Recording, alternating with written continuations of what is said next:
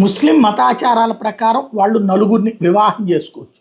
అయితే దానికి కొన్ని నిబంధనలు ఉన్నాయి. ఈవెన్ తలాక్ అయినా సరే 3 సార్లు తలాక్ ఇస్తే విడాకులు ఇవ్వచ్చు. కానీ ఒకేసారి 3 సార్లు చెప్పకూడదు. అట్లాగే ఏ ఫోన్లోనో చెప్పి తలాక్ అనకూడదు. ఈ నెలలో ఎప్పుడు ఎన్ని గంటలకి చెప్పారో మళ్ళీ వచ్చే నెలలో అప్పుడు అదే గంటలకు చెప్పాలి. అది కూడా అటు ఇద్దరు ఇటు ఇద్దరు పెద్దల సమక్షంలో చెప్పాలా. ఇలాంటివి చాలా ఉన్నాయన్నమాట. ఇందులో ఇప్పుడు ఏదైతే పెళ్ళికి సంబంధించి నలుగురిని చేసుకోవచ్చు అంటే ఊరకనే గబక్కని చేసేసుకోవడానికి కుదరదు. ఎవరైతే ఫస్ట్ చేసుకున్న భార్యకి సంపూర్ణంగా హక్కులు కల్పించి ఇదే దాన్ని ఏమంటారు, డబ్బులు ఆర్థికంగా వెల్ సెటిల్డ్ అయ్యి పిల్లల్ని సరిగ్గా చూసుకోగలరన్నటువంటి ఆర్థిక స్తోమత సంపాదించాక ఆమె అంగీకారంతో రెండో పెళ్లి చేసుకోవాలి. ఆ తర్వాత వీళ్ళిద్దరిని పోషించగలిగిన స్తోమత ఉందన్నటువంటిది లెక్క చూపెట్టాక మత పెద్దల సమక్షంలో వాళ్ళని కూడా ఓకే చేయించుకున్నాక అప్పుడు మూడో పెళ్లి చేసుకోవాలి. ఇట్లా 4 పెళ్ళిళ్ళు చేసుకోవడానికి ఉంటుంది.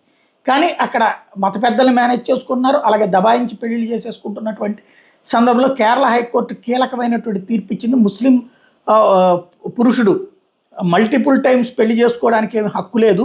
ఫైనాన్షియల్గా మోరల్గా కెపాసిటీ ఉన్నప్పుడు మాత్రమే నలుగురిని ఒకళ్ళనే ఇద్దరినే ముగ్గురిని నలుగురిని మెయింటైన్ చేయగలిగినప్పుడు మాత్రం పెళ్లి చేసుకోవడానికి వాళ్ళ మతాచారం కూడా అంగీకరిస్తుంది తప్పించి ఎట్లా పడితే అట్లా చేసుకోవడానికి వీల్లేదు.